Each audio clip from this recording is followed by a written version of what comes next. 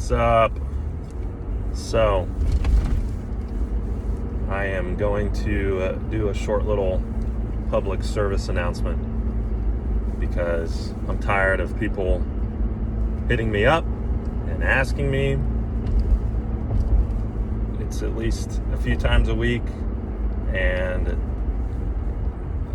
there's just so much misinformation going around. So first of all, I apologize to all the guys that have messaged looking for information, and I've just not answered you fully. It wasn't anything personal, so please don't take it personally, but it wasn't the right time to tell you, and the only reason I'm doing this now is because the rumor of what's happened is out of control, and it's just layered with tons of misinformation. It almost seems like whoever is doing it and perpetuating it is trying to run our name through the mud, which I don't really appreciate, but I see why people do it, because they can't tune as good as us, so they think this is their way to step on top.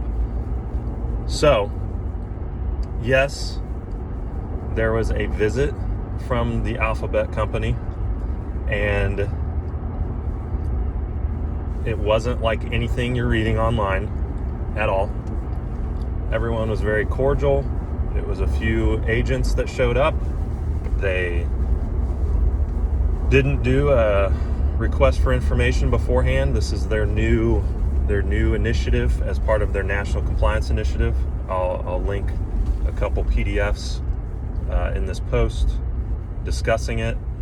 They're from November and December of last year, and we can only assume it has to do with the change in administration, even though they've already been going after places since 15-16 pretty hardcore.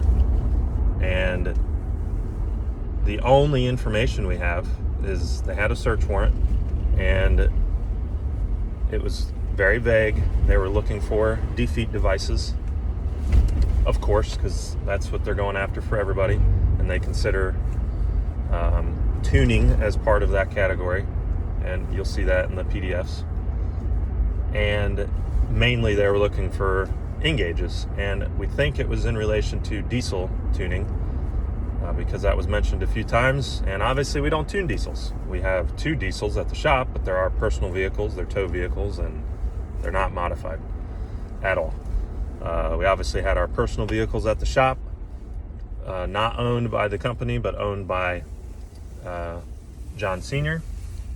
And obviously we do that on purpose, mainly for insurance purposes, because it's much cheaper. And the agents wanted to plug in. Actually, it was they had a contractor or contractors that did the OBD plug-in, and they did mode 6 and mode 9 reads. 3 of the cars wouldn't fire up, so they couldn't do anything with those. One of them didn't even have an engine harness. 2 of them didn't have an engine harness in it, so you couldn't even power on the ECU. And then the other one, the other third one, it wasn't that it couldn't fire up. Actually, it couldn't because it didn't have oil in it, but it's our gray car, and it has a control pack. So those don't even have, those come from Ford Performance with the rear O2 shutoff. They are considered exempt, that because it's not original. I'm not even sure. It was they knew what that was. Otherwise, it seemed like they weren't aggressive, but they kind of were taken back by when they walked in. They said it wasn't what they expected. We were all very cordial, granted in some cases a little opinionated, but I helped with the IT stuff. No, they didn't take our laptops. No, they didn't shut us down. We're obviously still operational. And they did some laptop forensic stuff, and then they left. And that's it. We haven't heard anything for weeks. It's very odd. We may not hear anything for months. We don't know. Now, do we know what it could be about? Well, I mean, if they're looking for engages, and the engage just went out of business, the company did, and we can only assume it has something to do with an investigation regarding that. There are other companies that have bought the engage, so just take note, we won't be the only ones getting a visit. I wouldn't call it a raid. It's not like they're looking for drugs and other highly illegal things. We're talking about tuning Mustangs. So their main gripe is that, according to them, they think we are causing people's air they breathe to be tainted with tons of junk. Granted, we obviously don't tune that many Mustangs, and a lot of people don't drive that often. I did a little Facebook poll that shows that, and quite a few of those vehicles, I don't know the exact percentage, but I would say it's over 50%, use an alternative fuel, which you know they're aware of. It's called E85, and we have seen some tests done with vehicles that have long tubes and nothing else on the exhaust, and with E85 it passes the emissions NOx test out the tailpipe. Very interesting. It's under what it should be, and if you don't drive that often, that is even in more favor. But the law doesn't state how far you drive. It doesn't state what fuel you run. It's very, very broad law. It's regulatory code, but it's law, and they don't care. It's what I'm gathering. And if you go read these PDFs, you'll see they are no BS on it. They are okay with reasonable basis, but can you say something is reasonable basis like E85? I don't know. We don't know what we're in for. We don't know if we're in for anything at this point. We always strive to educate people on what they can and cannot do, and we let you know if something's not going to work. We let you know that we can't force anything to work, and in most cases we're assuming you are off-road with it. Now, they don't like that people do that in mass quantity or volume, and you'll see that also in the December enforcement alert. We disagree with that, and respectfully, because I know they will see this video, and I'm trying my best to be on good behavior because I want to maintain a good rapport, because this doesn't need to turn anything bad. I do think we need more people in our industry's corner helping fight this, specifically for amateur racing. A lot of our customers do race, and it's weekend warrior stuff, and they also like to drive on the road. There has to be some kind of middle ground, and right now they don't want a middle ground. They don't want to discuss low mileage driving. They don't want to discuss any of that. It's pretty much black or white for them, and no gray area. And we disagree with that. We think there needs to be a little bit more definition. There needs to be more less requirement on us to enforce a policy that we can't really enforce. I compare it to a bartender serving somebody drinks. Now they have to have some discernment on how many they've had before they leave, but they could serve a person a drink, one drink. That person could technically be legally drunk, and they could go drive and crash and be fined with a DUI. Now, whose fault is that? Is it the person that gave the drink and served the drink, or is it the person that went and drove the vehicle? It's similar to that. It's also similar to gun shops who sell firearms. They obviously have to do a background check, but they have no control of what that person does after they leave. A person could pass a background check and then go do something heinous afterwards with the firearm. They have no control over it. But the ATF doesn't come down on the gun shop and reprimand them for what that person did. They look back at the background check and said, oh, it passed. What can we do to fix this? The vehicle, the aftermarket, is way smaller than the firearm aftermarket, and they have no enforcement ability. And it should be something they pass along to local and state police, but they don't, and we don't know why. I don't agree with them enforcing certain things. I think all that needs to change. I also don't agree with the other two suggestions I had, which was carbon credits that airlines and automotive manufacturers get to pay, but there's no statute for small businesses to do it too. But that would be a good avenue, and we'd pass the cost on to the customer. Or, like the firearm industry, they have tax stamps. So if you want to put certain mods on your car, you got to get a tax stamp.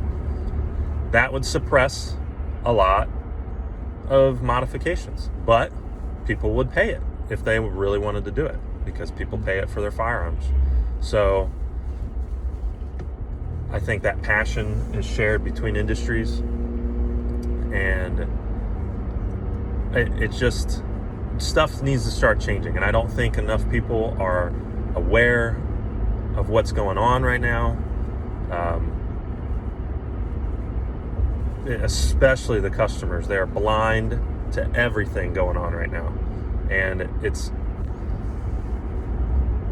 very disappointing to see this start to happen, especially to our market. The Ford market has been hit by VMP was hit, and I think MPT was hit. Right now, the diesel world really gets hit hard.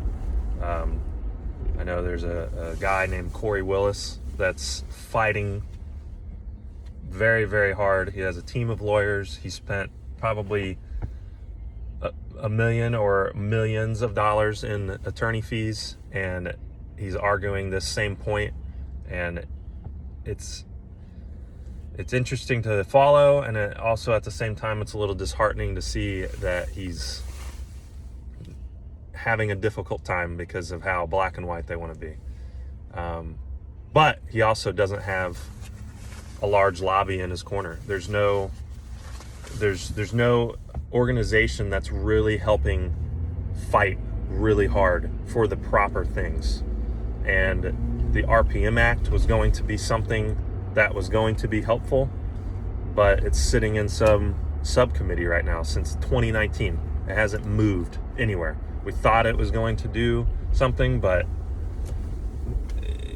they're more worried about impeaching a president twice. They're more worried about this is the other part of the government. They're just more worried about other things.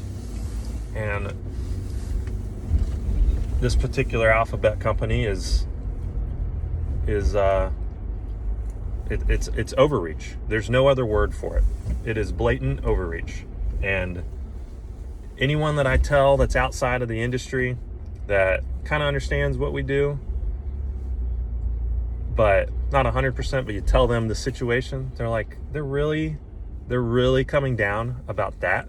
There can't be that many on the road that's affecting it that negatively. I haven't seen the evidence to show that the effects of our aftermarket industry is actually causing an absorbent amount of issues, I haven't seen anything. Every time, if you go read the one document, there's one of the smallest sections in the document. It's like 6 bullet points, and it doesn't have any scientific evidence or reference to anything. It's just bullet points, and it's just it seems like I'm the government and I'm here to help, and we all know that that's a very scary statement. So I'm trying to be on my best behavior. That being said, I really don't want people to start spreading this like, oh, screw the alphabet company, blah blah blah. You need to do more than that. We need to share. I want this out. I want this to be shared. I want people to get amped up. I want people to get motivated. I want people to get activated. This really needs to bring the industry together, and even competitors that compete with us. We all need to look at the big picture and say, we won't be able to compete with each other if this goes away. We're all going to be having to do some kind of collaboration, because we're going to need to get carb EOs for especially tuners, because you can't just get a carb EO for one tune. It's got to be paired with something. So we're going to have to work with companies on that until the law and statutes change, until something radical happens where somebody goes to the Supreme Court with this, and they're in front of a grand jury and a precedent gets set. There's really nothing else that can be done unless we have a large push of all companies together. Because if tuning goes away, to tune modifications on vehicles for racing, just for racing, we're not talking about recreational, we're talking about racing. Just for racing, you won't have clutches sold as much, you won't have tires sold as much, you won't have injectors, fuel systems, all supporting mods. Everything's going to go down. The entire industry will be gutted, and some businesses will have to close down.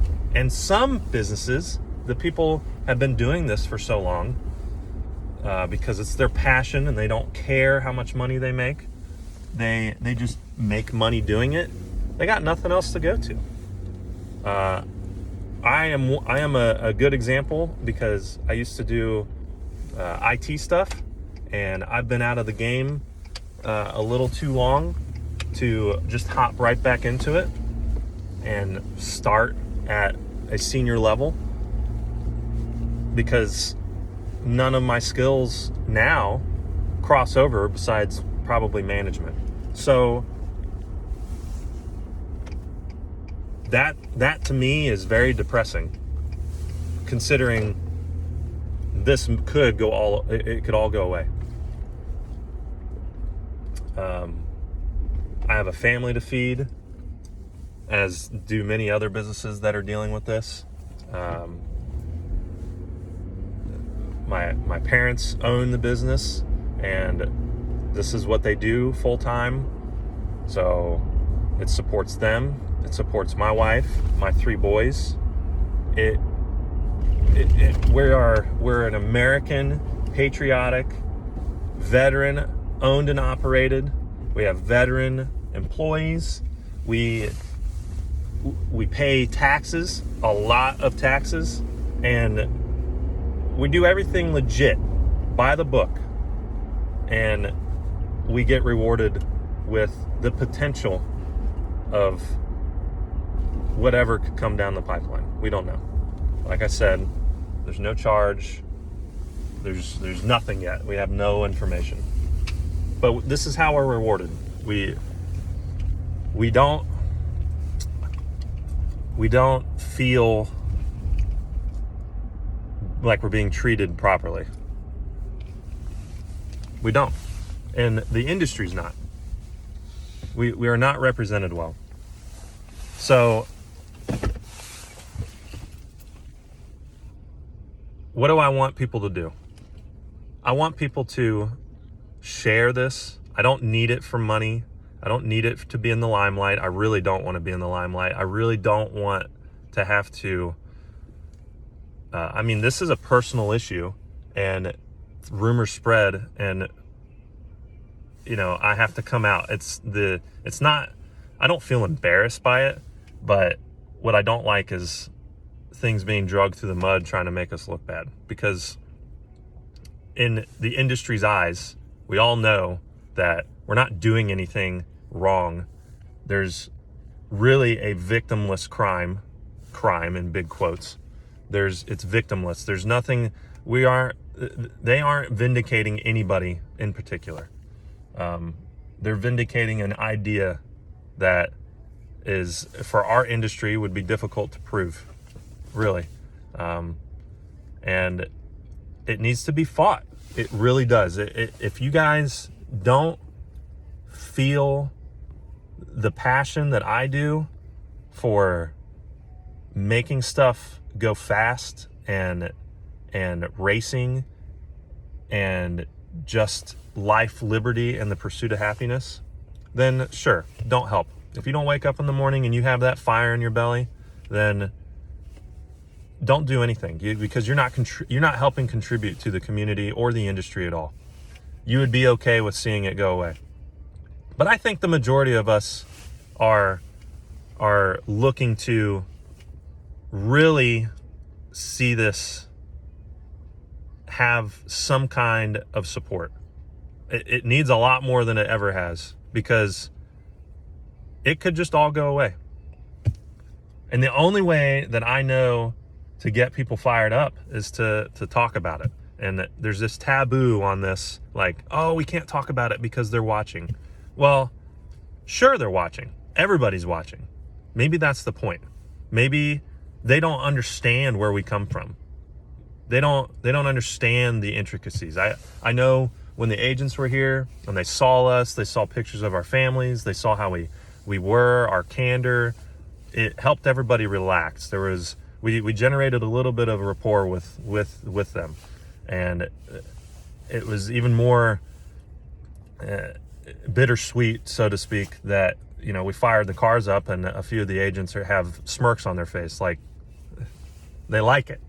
So, because they're sitting there chopping like crazy, the ones with cams in them. So that's there. The muscle car industry, the aftermarket, everything. It's been around for many, many, many, many years. What are we doing to keep it? What are we doing? We've let it slide so long, and we can't let it go away. It helps a lot of people. It helps bring us together with other countries, because we tune outside of the U.S. too. It helps bring communities together. It helps veterans when they come back from war. I know that there's a lot of guys, military guys, that use this as an outlet for PTSD, and it really helps them. It really does. It's almost like therapy. It's therapy for everybody. Everybody has their own therapy, and it helps. And knowing that it helps people, it makes me enjoy doing it even more. So we really need to be active in pushing this to some level that something can be done about it. I would love for mainstream media to cover this, because it's a $20 billion industry, and it helps a lot of people. So get it out. Share this. Share your feelings. Make it heard. We need this. We're doing okay. We're business as usual. We're obviously, you saw our change with SCT. Not going to go into details about that, but you can only guess what it's about. There's industry. There's certain companies that just bow out because they don't want to help support. an effort. That's all I'm going to say about that. And when they do that, it's upsetting, but you know what? Sometimes cutting things off is for the best. And that's that there. We're riding strong with HP Tuners. They have our backs. They have the industry's back. That's how we're going to roll. So let's make it heard. Let's do something about this.